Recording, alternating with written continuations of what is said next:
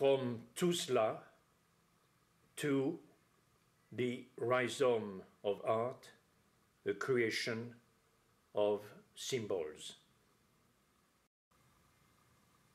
The history of life is filled with intense stories of human brutality, killing, thieving, and a myriad of cruelties beyond belief. The human story is one of the weak being overcome by the strong. With this Darwinian theme in mind, I'm bringing to you today a compilation of some of my work created over a number of years, which exemplifies and examines these particular aspects of human behavior.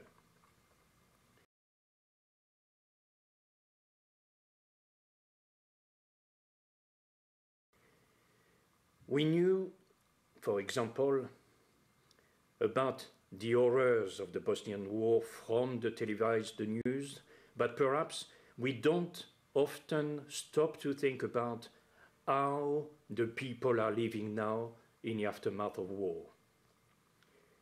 I was one of 4 artists selected to travel to Bosnia through the organization called Balkans Art Link. Also chosen were Julie Reed, Edinburgh, who submitted a series of photographs, Margaret Wood, London, who created a large sculpture called Stars of Hope, and Marie Ponchelet, Paris, who gave an installation entitled In Memory of Srebrenica. I created a series of paintings representing the Tetractys. This is a symbolic pyramid with the creator at the apex of the structure working down through the pyramid from air and water to earth at its base. I still remember vividly my visit to a public park in TUZLA, which had been turned into a cemetery, the result of a bomb that had killed 70 people. There, in this park, also lay the bodies of numerous children with their photos and ages carved on their graves. The reality of war will remain in my memory forever. We were all grateful and honored to be selected for the unique experience of exhibiting at the Dom Armage Museum in Tuzla and to travel across the country. When I was invited to Bosnia, I looked forward to seeing how people's cultural lives had developed and the role that art played in their lives.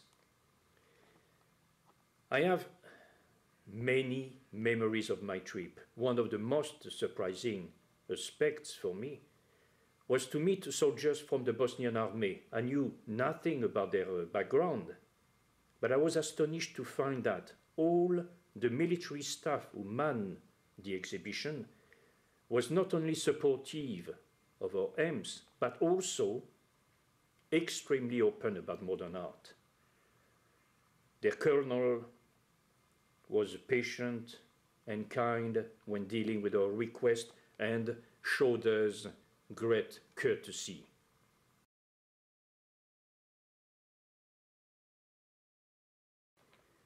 It is often the case that the poorest countries in the world are the most hospitable, and Bosnia was no exception. Everyone made us feel very welcome, and the kindness and generosity of complete strangers was often overwhelming. I didn't know what to expect when I went to Bosnia, but certainly I'd suspected there would be tension between ethnic groups. I was astonished to discover that amongst those I met, there was only harmony. It seems to be a source of hope to Bosnia's future. I was sad to leave this welcoming country of beauty, devastation, and contradictions. There, I took a lot of photos of places that had either been burnt out or were full of shrapnel marks. When I returned to London, I immediately started to develop my series of photographs and thought that I did have a body of work and enough material for me to use for paintings, projections, and as a prints for exhibiting.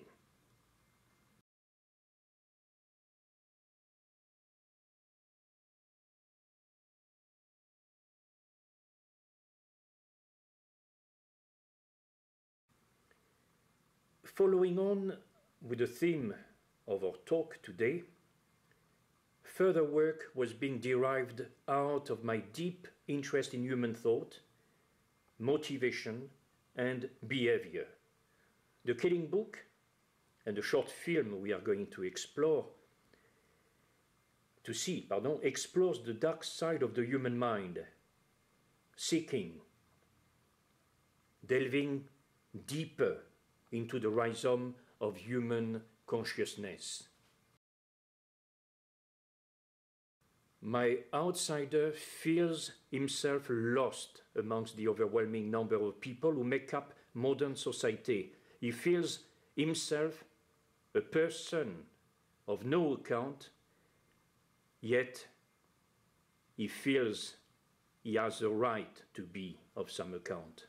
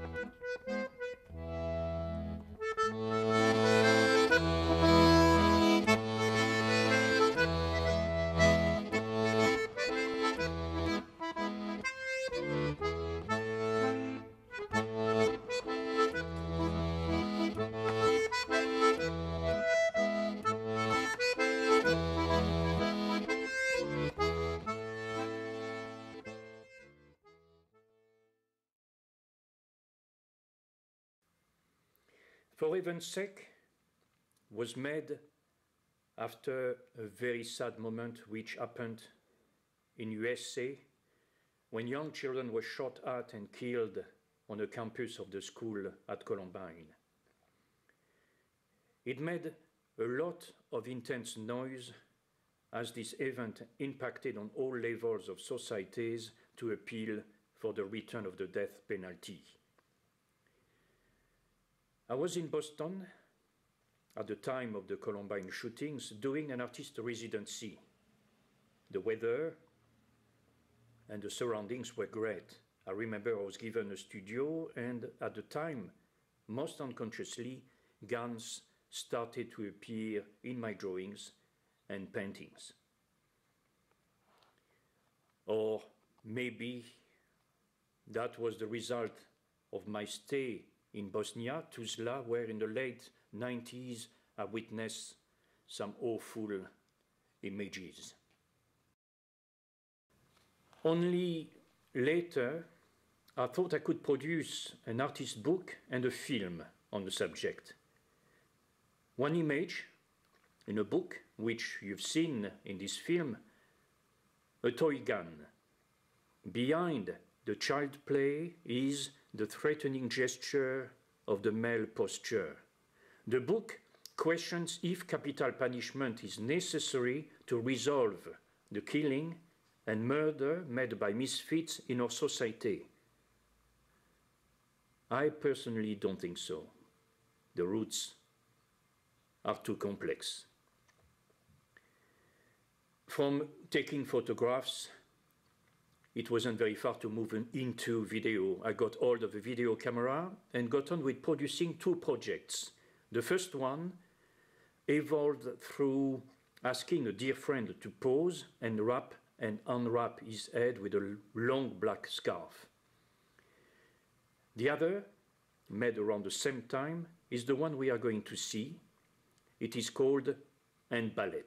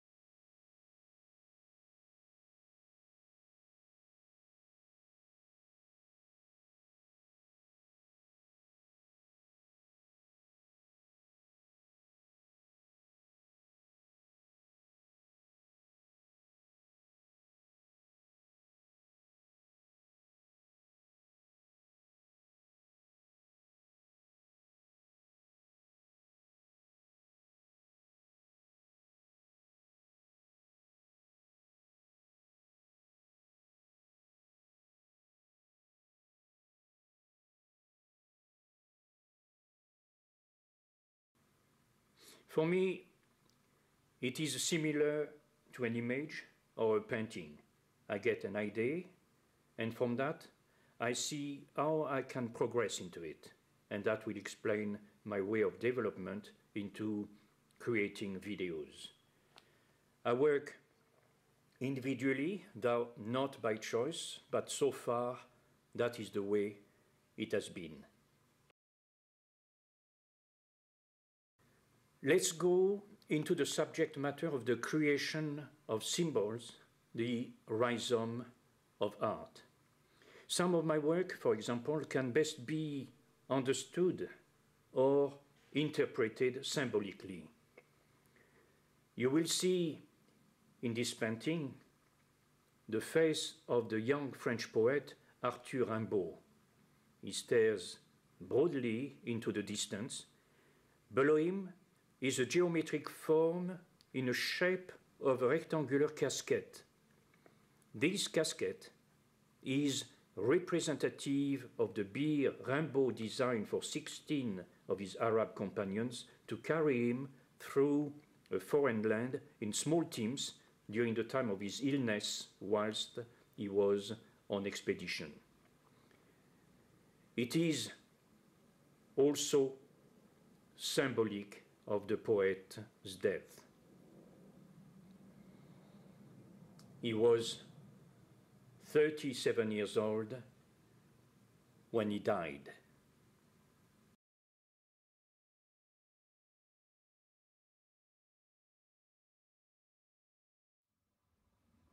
Madame stands too straight in the field, nearby where the filaments from the work snow down. The parasol in her fingers, stepping on the white flower, too proud for her children reading in the flowering grass their book of red Morocco. Alas, he, like 1,000 white angels separating on the road, goes off beyond the mountain. She, all cold and dark, runs after the departing man. Longings for the thick young arms of pure grass, gold of April moons in the heart of the holy bed, joy of abandoned boatyards, a prey to August nights which made rotting things germinate. Let her weep now under the ramparts. The breath of the poplars above is the only breeze. After, there is the surface, without reflection, without springs, grey. An old man, dredger, in his motionless boat, labours.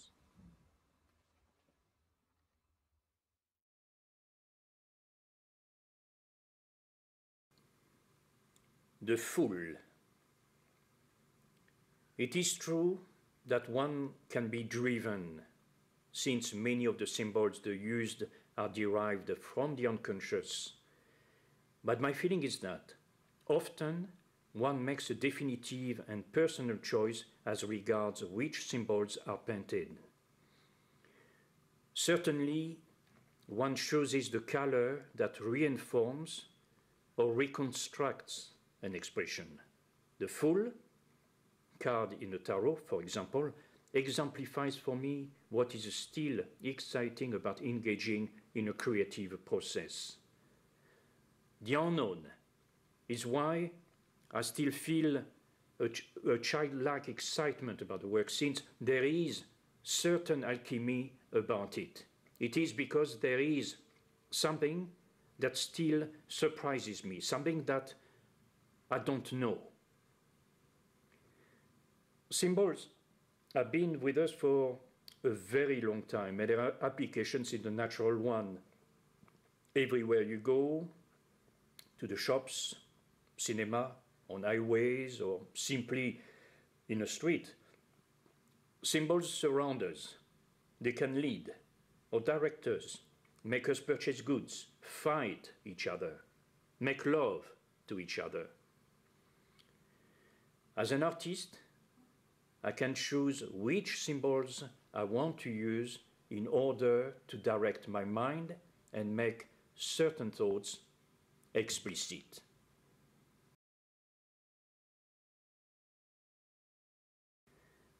I would describe the labyrinth painting as a symbol of a kind of loneliness,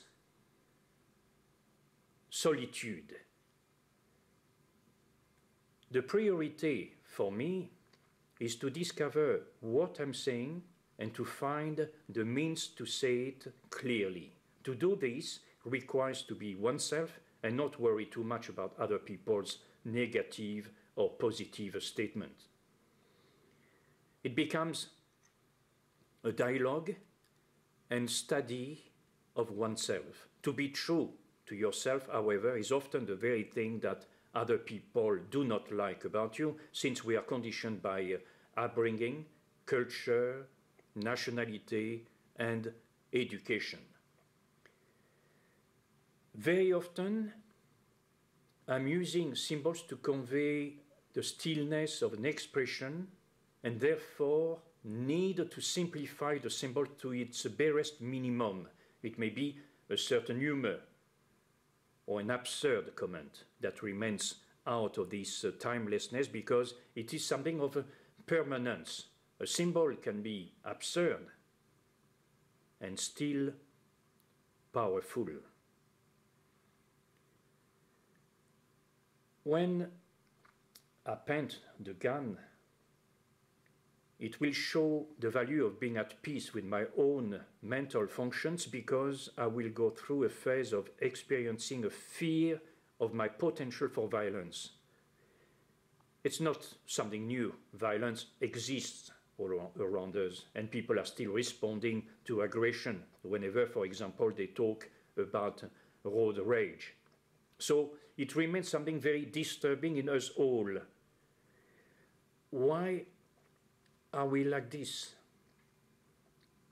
Simply because we are not at peace with ourselves. The gun, emblematic of this, can represent thoughts no longer hidden, thoughts that still make us feel powerful but not dangerous because the gun has become an external or visual factor. That is why one of the reasons so many of the things I paint are symbolic. Take, for example, the suitcase. It has been nowhere and everywhere accompanying someone of passage. Nowhere is its home, yet everywhere is its home. Being nowhere and everywhere is a principle that applies to a major portion of my work. When I first came to London, I felt that I no longer needed to have a nationality or race anymore, but I needed to discover myself, which also meant I could be different. If I had remained in France, perhaps I would have had a stronger feeling that I was more or less French, North African, or whatever.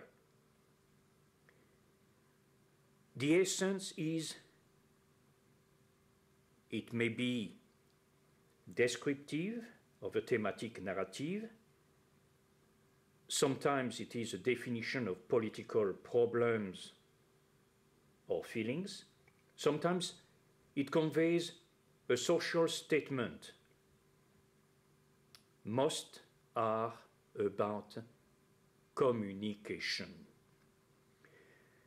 Although I may have a different interest along the way,